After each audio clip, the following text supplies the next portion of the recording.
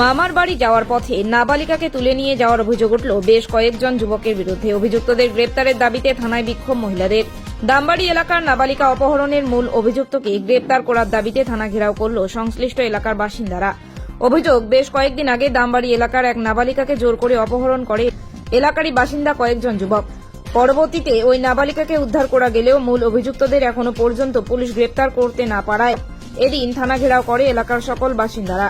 তারা বলেন, অবিলম্বে নাবালিকা অপহরণের মূল অভিযুক্তদের গ্রেপ্তার করে দৃষ্টান্তমূলক শাস্তি না দিলে ভবিষ্যতে তারা বৃহত্তর আন্দোলন করার হুঁশিয়ারি দেন।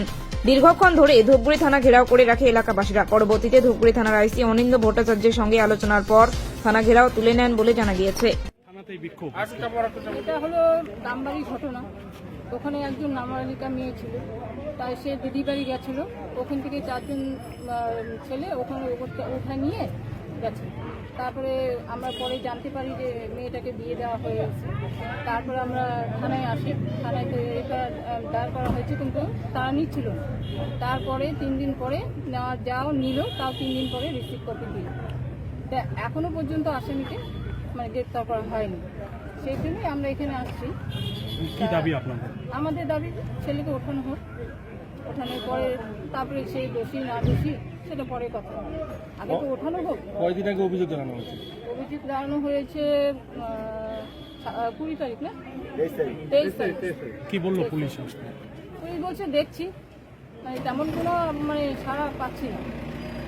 আমরা যে জন্য আমরা গেলাম। যদি ছেলেকে গ্রেপ্তার না করা কি করবেন পরবর্তীতে? তারপরে দেখা যাক নেক্সট স্টেপ কি নেই, নিলে তারপরে জানতে পারবেন আপনারা। কতক্ষণ থানায় দরজায় বসেছিলেন আপনারা? আমরা তাও 1 ঘন্টার উপরে। কি নাম আপনার? কি নাম আপনার? আমার নাম সুমা।